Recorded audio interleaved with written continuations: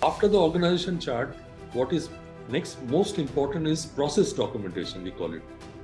In that process, in that method, what we used to do is we used to sit with the process owners. Process owners means the departmental heads. Right. We used to interview them and ask them to tell us in as much detail as possible.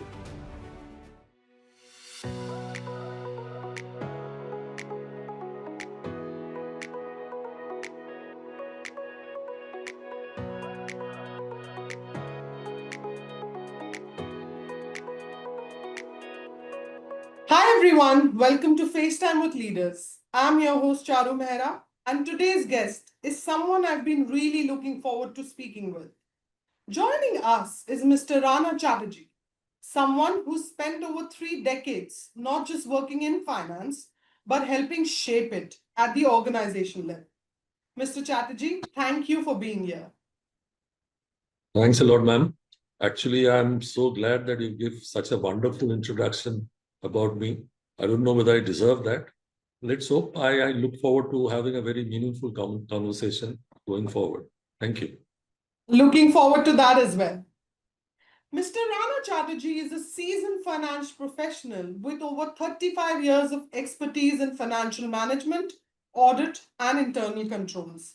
As a former CFO of Alcohol Division of IFB Agro Industries Limited, he has been instrumental in steering strategic financial growth, planning, and ensuring regulatory compliance. A chartered accountant, cost accountant, and chartered financial analyst, Mr. Chatterjee also holds a diploma in Information Systems Audit, in which he secured All India first rank. He has led risk-based audits, enhanced operational profitability, and effectively implemented Sarbanes-Oxley compliance across diverse organizations. His leadership and multifaceted qualifications has significantly influenced multiple industries, and we are privileged to have him with us today. So let's get started. Mr. Chatterjee, you've had such an impressive and varied career. To start things off, can you share a bit about your journey, how it all began for you, and what were some of the key moments or decisions that shaped your path along the way? It's been a long journey, so I don't know where to start with. So maybe I start from my graduation in college. I started doing my BCom in St. Xavier's College, Calcutta. Mm-hmm. Why BCom? Because my elder brother and my father were engineer, Right. and I thought, let me do something else. But the real reason I'm going to, divulge now, I was a little, happy-go-lucky person. I didn't want to study hard, so I thought Right. BCom is something where I don't have to apply myself too hard. Okay. And I thought that once I complete my BCom, then I will do my MBA from somewhere. And my father was holding a very senior government position. So through his contacts, maybe I will get a good job. So I had Right. all those grandiose plans. But uh, fate seems to be having something else in store for me. Right. Right. Unfortunately, when I was in my second year of college, my father suddenly fell ill, and after a prolonged illness, he passed away. Oh, I'm so sorry. So suddenly, I was like, didn't know how to react to it. The tragedy was like a bolt from the blue. Whole world Sure. seems to be crashing down. So I thought, uh, okay, let me see how I can change my fate. So I thought the best thing would be to forget the grief, go ahead and do something for myself. I started. Right. I enrolled myself in CA course, Chartered Accountancy course, Okay. and with the passage of time, I became a chartered accountant and joined Lovelock and Lewis, which Okay. was a very reputed firm at that point, Mm-hmm. which later got merged with Price Waterhouse, which is one of the big. Okay. Biggest. So, Absolutely. so while in Lovelock and Lewis, I got exposed to audit of multinational companies, and also I managed to get my second degree in cost accountancy. Okay. And after getting two qualifications, I thought of got a little more comfortable and confident. And here's a life lesson for the young people who may listen to this: that Um, what may, if you can apply yourself, the sky is the limit. So Absolutely. after Lovelock and Lewis, the next turning point was joining industry. I joined Philips India Limited in their Salt Lake factory as assistant factory accountant. And with the passage of time, maybe because of my good performance, I got good breaks in between. First, I became the regional accountant of Eastern region. Right. And after that, I became the financial controller of Black and White Television Group, which was a pan-India position. And while in Philips, I also got another degree, this Chartered Financial Analyst, which you said. So Yes. this is another lesson which I want to share with the young brigade, that even if you are doing your career, you should not stop learning. If you can apply yourself and get more qualifications, it will help you to be more competitive. Right. And help you to get noticed in your career. So while in the Philips, after that, I became the commercial controller, and I was managing about 26 or 27 branch all over India. Right. Then a lot of my leadership qualities had to come to the fore because it was a big group, far flung. So that was a real challenge for me. Then after that, the next turning point came when, with the turn of the century in 2000, I got transferred suddenly to our headquarters in Mumbai. Okay. Okay. So my wife was doing a very good job. My son got himself admitted to a good school. Okay. He was a kid then. So I decided I will have to give priority to my family. So I quit that job, came back to Calcutta. And initially, it was kind of a giant leap forward. Yes, so leap of absolutely. faith, you might call it. Right. I thought that with the qualifications I had, I would eke out something, respectable. Right. So to start with, I was doing a consultancy job in an educational computer firm. But soon I realized it's not my cup of tea. So I switched to a practicing firm where I became a partner, And there I got a very good experience, in the sense I got opportunity to do Sarbanes-Oxley audit, which we were talking about. Yes, yes. So here, what happened, our firm was giving assistance to Unilever companies in various countries to become SOX ready. Okay. I will make them ready to face the audit with the big four firms. Agreed. So I went to different countries like Philippines, Africa, Thailand, and somewhere else I can't recall now. Right. So I headed, individual teams drawn from the big four firms. They were young people. So it was also very challenging doing this job, because it was an offshore job. I had to meet with new people, new industry, and then I had to marshal the resources of a group coming different backgrounds from different parts of India. And it was a long drawn offshore job. So naturally, what happened was they were getting demotivated, homesick. So I had to manage that also. And ultimately, coming back and pointing out to the management committee of those countries that these are the list of deficiency, Right. in their backyard, that there are some loopholes which they have to take. But they took them very sportingly and implemented plan of action, which helped them to face the audit by the big four successfully. Right. So the next turning point, madam, came when in 2010, I think, I joined IFB Agro Industries Limited. Because I thought that practicing is not my cup of tea again, because I wanted a leadership role. Right. First pick was as a head of internal audit over there. And then gradually I became the CFO and vice president of the alcohol division. And in that job, since I had to lead a team of professionals, it gave me a scope to utilize my leadership qualities. Yes. I also interacted with cross-functional teams, in finance, HR. So that's another challenge. I also attended board meetings, gave presentations, attended audit committee meetings. And so all in all, it was a very satisfying experience. So for a lad, madam, who lost his father at a young age, to end up his career at a very, as a senior, reasonably senior professional, I think it was a very rewarding, exciting journey. Absolutely. Over to you. Absolutely, sir. And it sounds like the decisions that you took were pivotal moments that shape not only your career but your approach to leadership as well, and turning your tragedy around and coming out successful. What a great journey it has been, sir. So, congratulations on that. Thank you so much, ma'am. It was also the handiwork of the strong cooperation and support I got from my family, which I want to Absolutely. mention here also.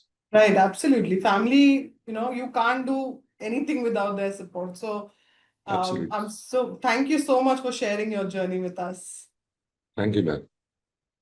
So, moving on, Mr. Chatterjee, it is clear that you've navigated through some incredibly complex environments over your career, especially when it comes to compliance and internal controls.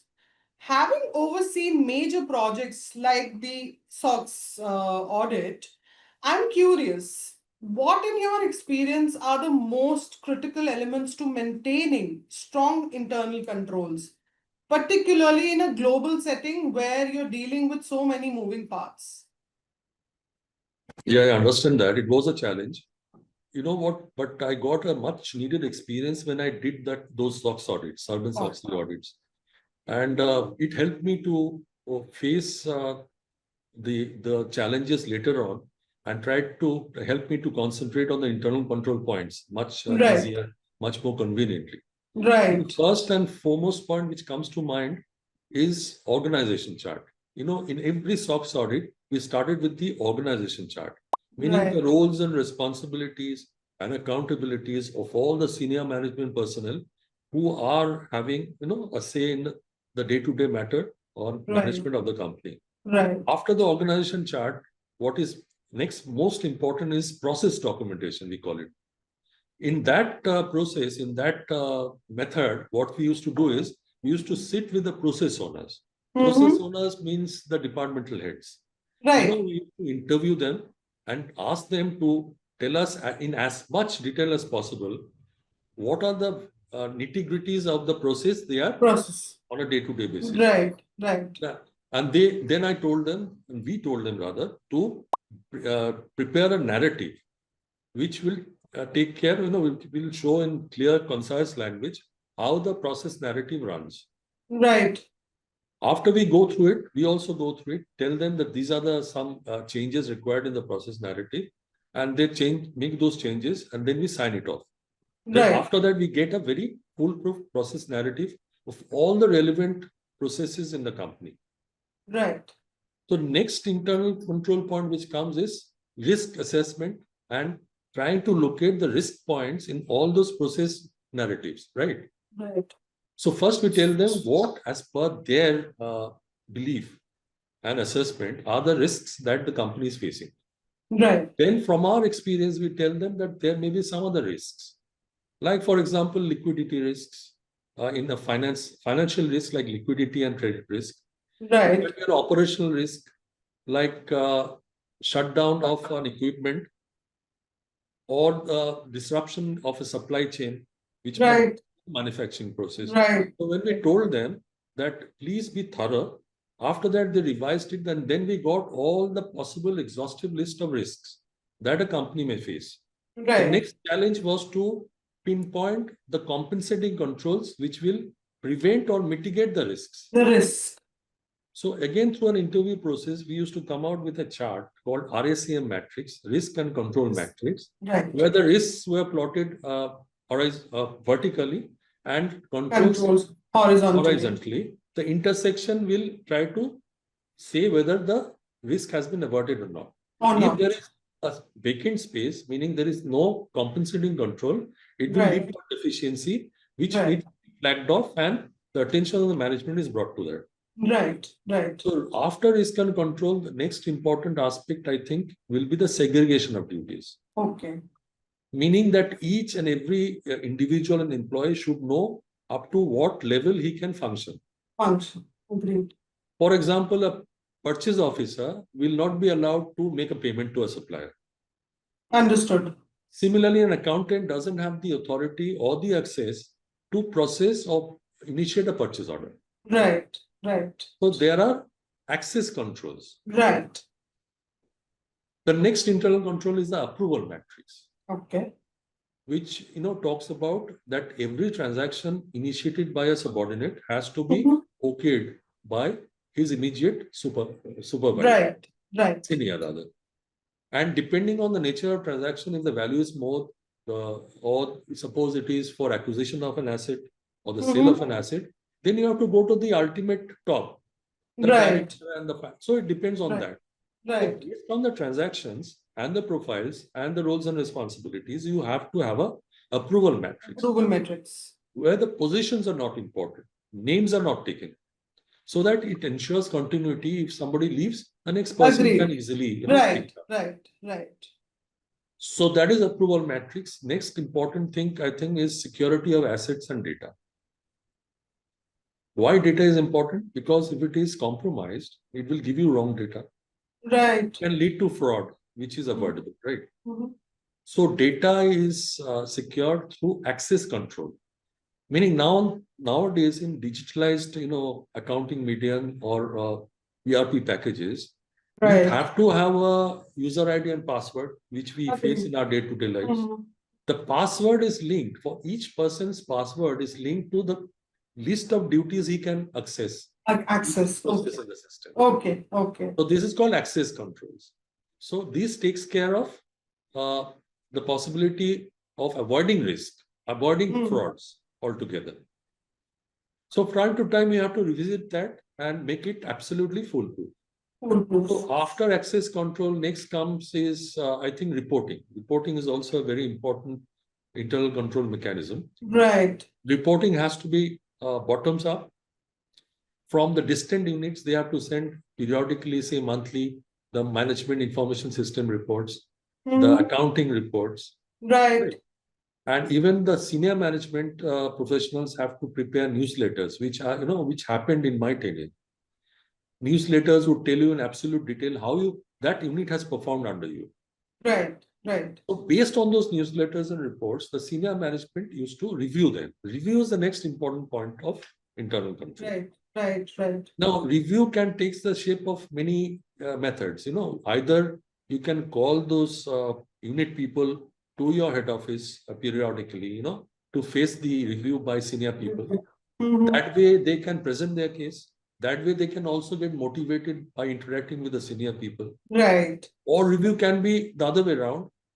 Sometimes for surprise checks, the senior people can go down to the units and check for themselves what is happening actually on the ground. Right. Agreed. We used to have internal audit teams for far-flung units and branches where it's not possible for the senior people sitting like us in the headquarters to go to those remote areas. So we used to depend on the internal control, internal audit reports, which they used to highlight all the deficiency and internal control lapses, if at all is there. Based on that, we used to frame our action points, right? So I think for any internal control system to function properly, the reporting and review are very important. Apart from the others I mentioned also. Right. Reporting and review are two very important mechanisms and should be robust to ensure that the internal control is strong and ensures the sustainable growth of the company. Absolutely, sir. Over to you.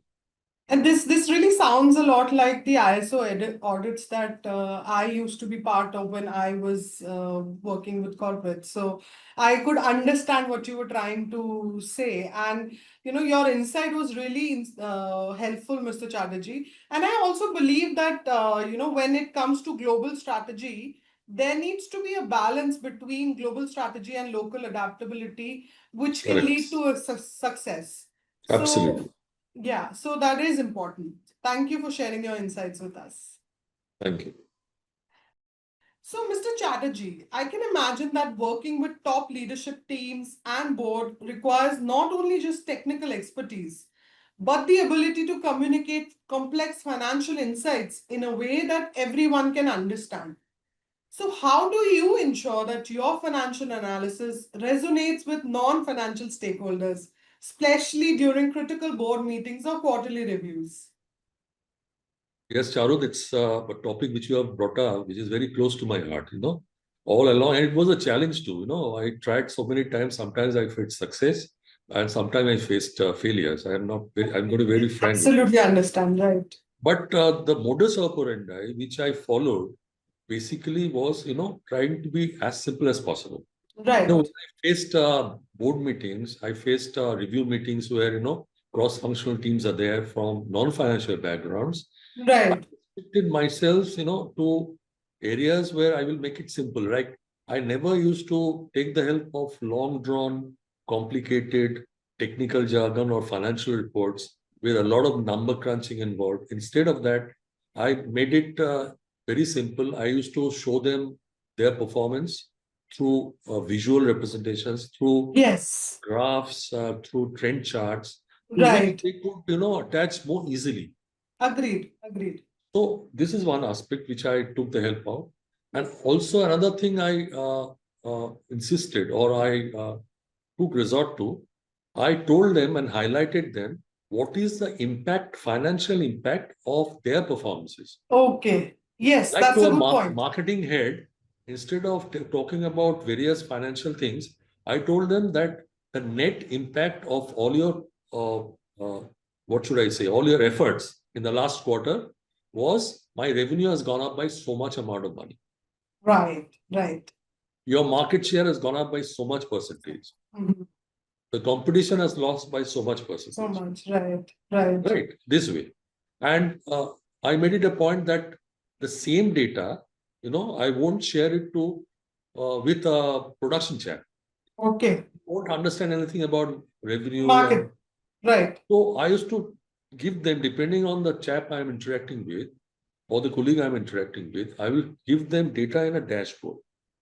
Like the marketing people, I told you about what kind of data I will share. To a Right. production guy, I will show them the cost of production, say for instance. Right. Right.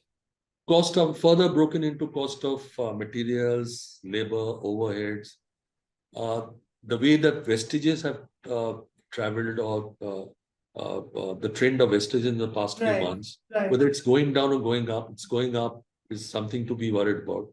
Right. These things, so they can more relate to easily to this data in a simplified way. And I made it a point that I made the sessions interactive. I told them, if you have some doubts, you can clarify, ask me stupid questions. I don't mind at all. Because when it comes to marketing and HR or say technical things, I Right. in turn would ask you stupid questions, sir, which Right. would please help me to understand. So it's a quid Right. pro quo. Right. Let's Right. help each other and try to make the company a beautiful place and Right. help it to run successfully. Another point, I think, when it comes to finance for non-financial people, I used to hold crash courses like finance for non-finance. Oh, wow. Maybe a one-day whole day course where this non-financial people would come. We'll show them various simple aspects of finance, how it relates to the business, Right. what more they can learn through finance if they made a little more effort. I gave them home tasks, and the next day they would come really charged up and participated in those kind of interactions. Right. But all said and done, having said that, it was not without its fair share of controversies also. I will share a short anecdote, a short experience which happened. What happened was in one of the review meetings, I had told in front of the directors, the marketing head, that in the next quarter, if you can please increase or tell your salespeople to increase the sales by a certain percentage, then your profit will go up by this amount, This so amount. many crores of rupees. Right. So he went back. In the next quarter, when the review started, you won't believe me, he was up in arms. He was breathing fire. He was so angry with me. So I had to calm him down. He said in front of all the directors, "Sir, Mr. Chatterjee told me to do that. See, my revenue had gone up by more, even 1% than what he told me. I had told him 5%. I have done 7%. 7%. But now he's saying that the profit has gone down instead of going up. What nonsense is this?" He was Right. using nonsense because he was so hurt. Right. So I told him that it's not your fault, Mr. Such and Such. It's my fault. I should have told you. You know what has gone wrong? Your numbers have gone up, but the sales mix has gone all right, topsy-turvy. You have sold more of those products where the margins are lower. Lower. sold less of those products which the margin are more. Right. Your team have taken it easy. The lower margin products, this a Easier little to bit of sell. push would make them, the sale numbers go up. Right. So I told them that it's my fault. Going forward, I will always give you the sales mix which will help to achieve the kind of profits we are. Right. It also helps them to face the market, face their team more successfully. Right. So he can marshal his resources. He can say, for instance, that I will increase my sales force in such markets. I can increase my incentives in such markets where the profit margin is more. So you need to have empathy. You need to have that understanding. You need to understand the pain of your counterpart in some other department. Then, if you can work together as a cohesive whole, nobody can stop you from achieving your success. Absolutely, sir. And you've given such a valuable perspective. And being able to break down complex concepts so effectively is a real skill. And the way you've achieved that is wonderful. So congratulations on that. Thank you so much. So moving on. Yeah. You've seen how large organizations manage risks, Mr. Chatterjee. But for many mid-sized enterprises, it can feel like a different challenge altogether. So, from your experience, what best practices would you recommend to these businesses to ensure they are managing risk effectively while scaling up? Yeah, you've touched upon a very important aspect, risk management. You know why? Right. Because it is one of the pillars of corporate governance nowadays. Right. And I had touched upon this risk when I was explaining to you the internal controls. But since you have asked me this question, I will try to draw from my experience in through SOX, which I had acquired. I would tell you that the first and foremost point is risk assessment. You have to find out what are the potential risks which will harm your business going forward. So once you do that, the next thing is, I've also touched upon the various sort of risks. Right. So you have to find out all the possible risk, make it as exhaustive as possible. You may carry out brainstorming sessions with all your counterparts. Come out with a foolproof list. Right. Because you never know, something you have not envisaged today might strike you tomorrow. Agreed. So you have to be as exhaustive as possible. Right. And once you are ready with that, the next important step, which I've already spoken also, is control. Right. You have to have preventive, mitigating, compensating controls in place to take care or avoid those risks, either to reduce the impact of the risk or to avoid this. Right. So the control should pinpoint or should give you alerts that a risk has emanated, and it should also help you to redress the risk as quickly as possible, right, to take you back to the right path. Now, this is easier said than done, Charu, because I will tell you, sometimes controls, theoretically, they are on paper existing. Right. But we have to find out from time to time by doing an actual audit on the ground that the controls are actually existing and they are operating effectively. Right. Operating effectively. This is a very important portion of the Sarbanes-Oxley Act. Right. Internal control over financial reporting is adequate and existing. Right. Adequate and existing. So whether it is existing or not, how do you do that? How do you test the control? So what you do is, at random, you can pick out a process, a transaction, because you have that process narrative I spoke about. Right. From that, you at random pick up important transactions which you think there might be risks embedded in it. Right. Then from start to finish, you go through it and see who initiated it, who had approved that transaction, what are the documents that have been raised, who had approved that document, has the documentation and the approvals as per the approval matrix, has the concept of segregation of duties been breached or not, right? And when you go through the entire transaction, then you can be sure that the transactions really have the embedded controls in place. Or not, right. If not, then you have to flag it again and take counter actions to make it work. So I've talked about controls, I've talked about testing of controls. Next thing is project evaluation. Okay. And project, I think selection is also important because capital is something which is important, and capital allocation is something which is extremely important. If you allocate capital to a project which is not that important and there are more important projects in hand, you are doing the wrong things rightly, which is highly dangerous. Now, once you have earmarked a project, the evaluation of the project is very important. Okay. You have to find out whether it's financially feasible, otherwise feasible or not. So how do we do it? There are parameters like payback period, internal rate of returns. Okay. Once you evaluate that the project has some, steam in it, project mein dum hai, we used to call it. No. So after that, we have to see that you start the project because you have the capital already in place. Right. You have planned it. You start the project and ensure that you don't face another risk, which is like cost overrun or time overrun.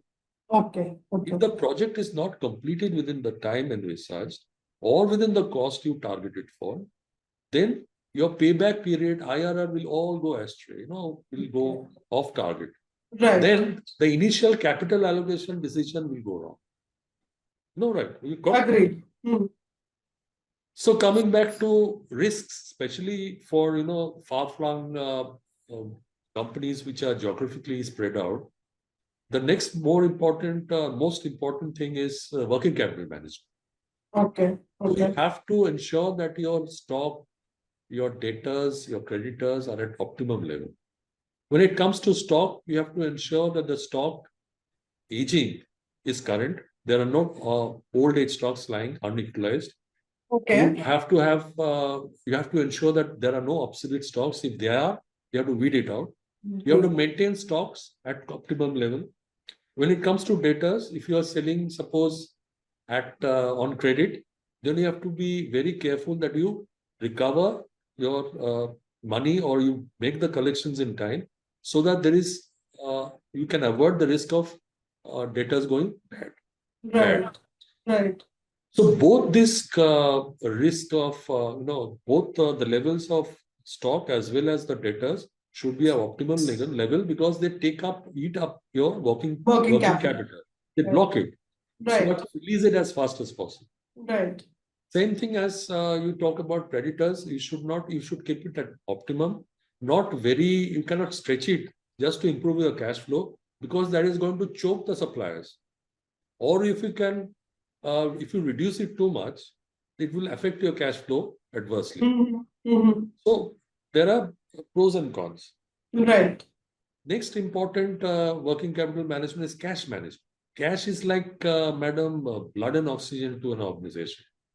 You have to maintain reserve cash, some reservoir of cash, urgent cash to face unforeseen circumstances, to face a situation where there is a revenue shortage. Right. And to give you a very good example, when we used to face those COVID days, those traumatic days, right, we took in our tenure this habit of, adopted this habit of weekly cash forecast, where you kept a tab on this cash requirements, utilize the cash as per your necessity and exigency. You delayed things which are not immediately required, so that you protect your blood and oxygen, so to speak. Right, right. Having spoken about cash management, the next thing is review. I've spoken about it, but I cannot overemphasize the need for a good review system. I'm not going into all those details. I've spoken about the review mechanisms in my earlier answers. Right. So this is how it can, I can sum up in a nutshell, what it means, how to address the risk points, especially for a company with, global pan-India presence, global presence, and far-flung with a lot of people, a lot of units spread all over. Over to you. Wow, wow. That is, such a great point, Mr. Chatterjee. And I love how you've broken that down. It is so valuable for businesses that are in growth phase. And, I think a lot of people who will be watching this interview we'll learn a lot of insights. We'll get a lot of insights from this answer that you gave. I So hope thank you so. for I hope sharing so. that. Yeah. Thank you. Thank you so much. Okay, so moving on. Mr. Chatterjee, you've had such a distinguished career, but as someone who's always thinking ahead, what are some of your future aspirations, both personally and in the boardroom? What kind of impact do you hope to continue making in the years to come? You did talk about a little about your aspirations, but let's make it formal and if you can just talk about Yeah, you've asked me a very loaded question. First of all, I've it. yet to set foot on in a board, as a board member. But I have my aspirations and goals. You're right. And as briefly as possible, I've tried to tell you about that. First and foremost is I told you that I have this aspiration to become a leader, and I think that being a leader, I will be able to contribute more to an organization. And the best place to do that is to find a place in a boardroom as a director. Right, So that is one aspiration. Another aspiration is to have specialized knowledge, domain knowledge, to become an industry expert. See, I have experiences in a beverage industry. I worked in a consumer electronics industry. I worked in a audit firm. I did Sermons Oxley audit. So risk management is another forte which I can, manage and do something about it. So all this, is possible if you have industry knowledge and expertise. right, right. Going forward, another aspiration I would say of becoming a mentor. I want to be a mentor to young talent. Right. I have this flair, some people have told me, to motivate, to handhold, to guide the young people, nurture their talent. So I have this aspiration to, make them future leaders if possible. That will give me immense satisfaction. In fact, Wow. during my journey in my company, I had done that to quite a few young people.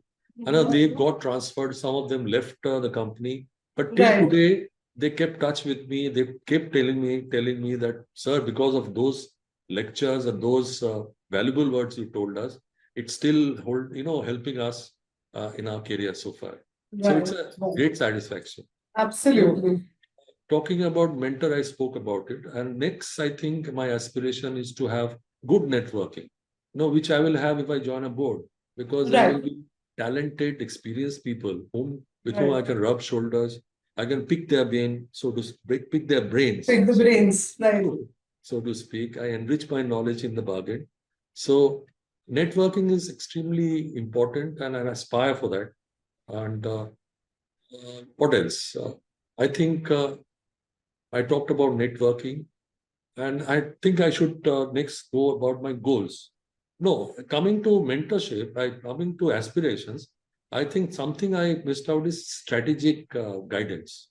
Okay. Wow, that's a good No, I point. can help the company to prepare, or I can help the other directors in preparing the mission and vision of the company, Right. to set down the goals of the company, etc.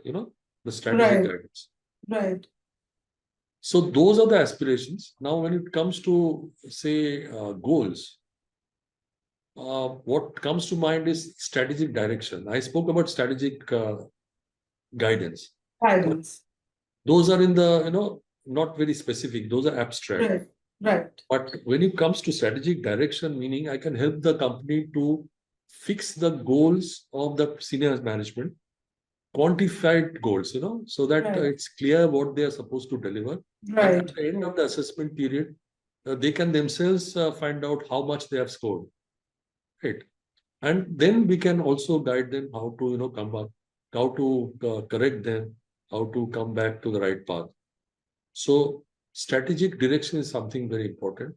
The next goal is governance. I spoke about corporate governance. Right. Right. So when it comes to governance, two very important aspects touch me and is very close to my heart again. It's integrity and transparency. Wow. I will protect it at all costs, come what may. Right. Right. Whatever challenges, I'm not going to compromise that. This is another goal.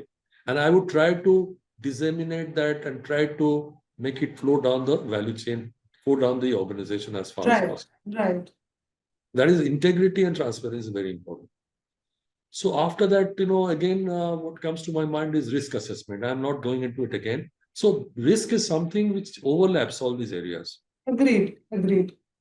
So next point, which is important for me, is innovation and research. I can't overemphasize so much required. It might not be giving you quick results. No? You might think that, kya ho raha hai? I'm spending so much amount of money and time. Right. Sometimes we used to face those questions in board meetings. But then they understood that innovation is extremely important for a company to stay on the path of profitable growth. It can be innovation of products. It can be innovation of processes. Right. But everything is required. This innovation and research and development is required to keep the competition in bay, to keep, to constantly be on the lookout of newer things. Because the customer is very harsh, Charu, I will tell you. They won't spare you at all. If there is another alternative at a lower price, given the same quality, they're going to switch without batting an eyelid. Agreed. So Agreed. innovation is something. And last but not least, I think my goal in a boardroom would be taking the interest of all the stakeholders, be it employees, shareholders, be it the customers or the suppliers, be it the local community. You have to have a balanced approach. Right. You have to ensure that all your actions and directions are taking the entire thing, all these pillars, touching all these pillars, keeping a balance. You know why? I will tell you, a dissatisfied stakeholder is a recipe for disaster. You might be keeping the other stakeholders happy, but one dissatisfied stakeholder is going to bring you down. Absolutely. Like a house of cards. Absolutely. So it's that important. It's like a big chain in a link, or suppose a defective cog in a wheel. So we have to be very, very careful in taking this balanced approach and ensure that all the stakeholders' interests are taken care of. Right. That's in a nutshell would be my aspiration and goals. I think it's very long drawn, but I can't help it. I'm dreaming to put it into place. No, sir. It's very, very good that you've been so honest with us as to what you want to achieve. And I believe that your vision for the future is really inspiring, especially your focus on shaping leadership and fostering growth. So, Mr. Chatterjee, ESG is becoming an increasingly important focus for businesses today. From your experience, how do you see companies effectively integrating ESG principles into their overall strategy? And what role do you think leaders should play driving this transformation? Right, Charu, ESG, as I had spoken, I think is a very important aspect of corporate governance. Right. And for the unversed, I would say ESG stands for environment, social governance. And each of these pillars is so very important to take care of. I will try to make it as simple as possible and try to explain. See, nowadays, companies cannot just restrict themselves to grow and earn profits and take care of their own employees and so be.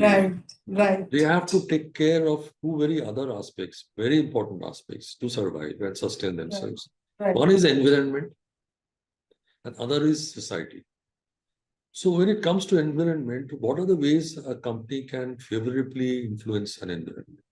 First of all, they have to be cautious about what bad things or wrong things that can affect the environment adversely.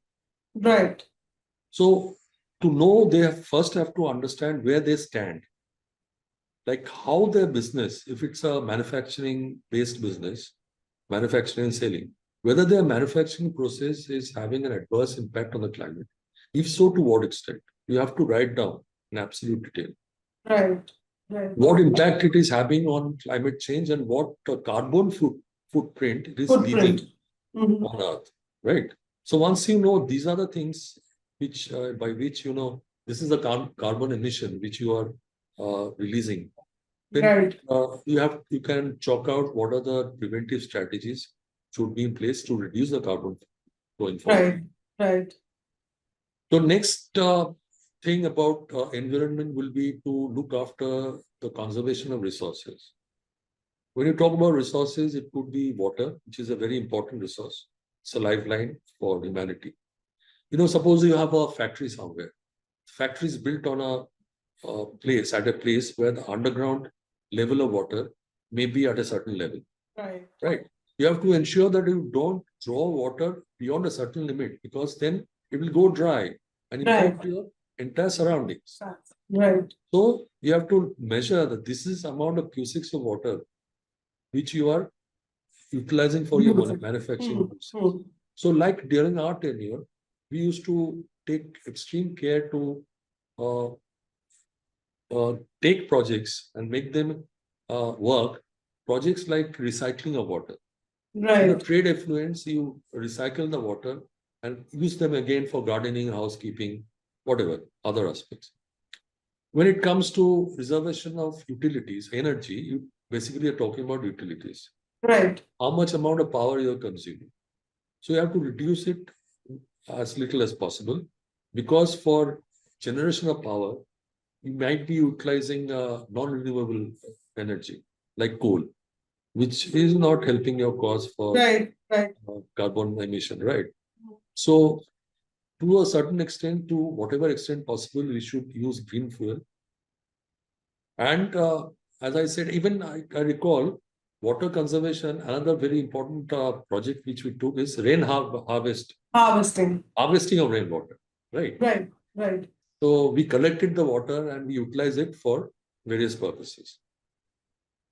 Then another thing is pollution and waste management. You have to keep the pollution as minimum as possible. Pollution to air, water, soil, right? You have to ensure that your emissions are not beyond a certain limit. I remember when we had these chimneys, right? We used to, for example, used electrostatic precipitators, which used to, suck in the carbon particles and didn't allow to go up into the air. This is one example. Then pollution, waste management, we had these ETP plants, effluent treatment plants, which took care of the effluent treatments and ensured that there is no discharge into the soil. So by these ways, you took care of the environment part. Right. The next important pillar is social. So here you have to concentrate on the kind of labor practices you are following in your organization. Is it in contravention of the labor laws? If it is, then you have to pull up your socks and do something about it. You cannot violate the labor laws at all. You have to look into the working conditions, whether they are congenial. You have to look into whether the aspect of whether you are violating human rights or not. Like, for example, is there any child labor being employed in your place? Which is an absolute no. You cannot do that. Or you are making your people work in oppressive heat, and hygiene and housekeeping and cleanliness is not up to the mark. So you have to ensure that those are all at acceptable limits. So that I think the working hours as well, like working hours, absolutely. Overworking them. So I'm not talking into the various labor laws. There are Payment of Wages Act, there are Factories Act. We take care of all those working all those things and everything. I'm just giving you examples of it. Right. So next very important aspect of social is this corporate social responsibility. Nowadays, companies are asked to spend a certain percentage of their expenses on corporate social responsibility. Right. How do you do it? During our tenure, I recall, we used to help the local schools. We used to give the students free of cost books to study. We used to provide them free lunches, milk, eggs, and like that. We used to appoint teachers whose salary we used to pay. Right. And we used to have medical camps, eye camps free of cost. We even had initiatives for the specially able. By all this, you have to take care of the local community in the best way possible. Absolutely. I also recall that we used high mast lighting. Wherever the visibility or the lighting was poor, we helped the lighting also. So these are some of the ways which you can take care of the social angle. Social aspect. Next important part is corporate governance, where I spoke about a risk which I'm not repeating. Another aspect of corporate governance is to ensure that your representation in the boardroom is good, balanced, Diversified. diversified. So you have directors from all disciplines. Right. From HR, from marketing, from Right. quality, from Right. technical backgrounds, so that the collective wisdom is going to stand the company in good state and Right. lead it productively Right. towards the goal. Mhm. Having said that, the compensation for the talents or the board members should be in proportion to their accountability and the talent they're utilizing and contributing to the Right. company. Right. For that, there are remuneration committees which take care of, but that aspect should be taken care of. Mhm. This is one aspect of corporate governance. Risk I've talked about. I'm not Talked about. going into it. Next important point is, I think, what else? I spoke about transparency and integrity. Also, I spoke Integrity. about. Yes. Disclosure is another thing which I should have spoken, but I'm telling you now. Anything which the stakeholders need to know, you should come out, even if you are not needed as per the law to disclose. Right? That you have to do. Disclosure, Right. transparency, and integrity. Very And important. last but not least, again, the stakeholders, which I have spoken about. So this sums up, I think, the corporate governance and ESG. And you have to have a very strong and ESG and system in place. Not only that, you have to revise that. You have to keep in mind what are the current ESG trends, so that you Right. can revise it. So ESG is something you cannot just ignore at It should all. not be like a checkbox. Not at all. You should be passionate Part about of the it. DNA. Yes, yes, absolutely. You should be passionate about it. Right, right, right. And I think it's clear that ESG is not just a trend, but should be a vital part of how businesses needs to think moving Absolutely. forward. Goes without saying. Absolutely. And your insights on driving this are so incredibly valuable, Mr. Chatterjee. So thank you for sharing that with us. I hope the companies also, whoever listens to this, find it useful. Absolutely. They should take up insights from this and act on it. I'm keeping my fingers crossed. See? Hopefully, hopefully. Thank you. Thank you. So, moving on, Mr. Chatterjee, you've had such a rich career in leadership roles, and I understand you had the opportunity to join Directors Institute. Could you share with us your experience with the institute? What I have learned is, and what I am looking forward to, first and foremost, I think I will be getting a certificate in corporate governance and on board leadership and directorship. And this certificate, I think, would be nationally and globally acclaimed and recognized. Right. Right. It will also, this association with Directors Institute, I think, would also enhance my credibility and make my case more attractive to companies who are looking for independent or say independent directors or for that matter, non-executive directors. Right. It will make my case stronger. Right. It will also, I feel, give me the essential training for board readiness. Although I have learned, but I think that formal training is required, I feel, which I will get it from here. Right. And what are the areas? I hope the areas would be roles and responsibility of directors. One. Secondly, can be legal compliance. Right. Thirdly, can be, say, structured frameworks, structural frameworks, or should I say governance frameworks? Right. That is a better word. So all these things I think would be covered in that knowledge gathering exercise. I also believe that I would be exposed to specialized modules on ESG, on risk management, on legal compliance, on say strategic oversight, and all related topics which will make me, a good case to back. Right, right. And having covered that, what else? I've spoken about this thing. Next thing I think is networking. It will help me to brush shoulders with existing CEOs, board of directors, Right. senior professionals and experts, which I can't wait to, can't enough wait. I wanted to jump into it right away. Right. Right. Because I always want to learn, continuously, and my exposure and interaction with them, I'm sure, is going to help me to gather much needed knowledge.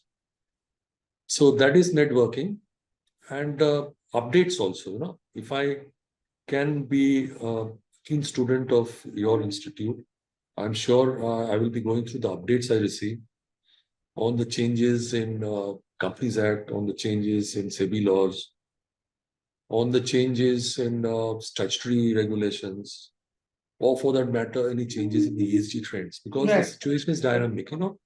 It's It everything is keeps in a on flux. changing. It Right. keeps on changing. Right. So you have to always keep ahead of the curve. So that is talking about I think in a nutshell, what I feel I would gather. I'm quite excited and looking forward to my interaction with the Directors Institute in the months and days to come. Let's hope for the best.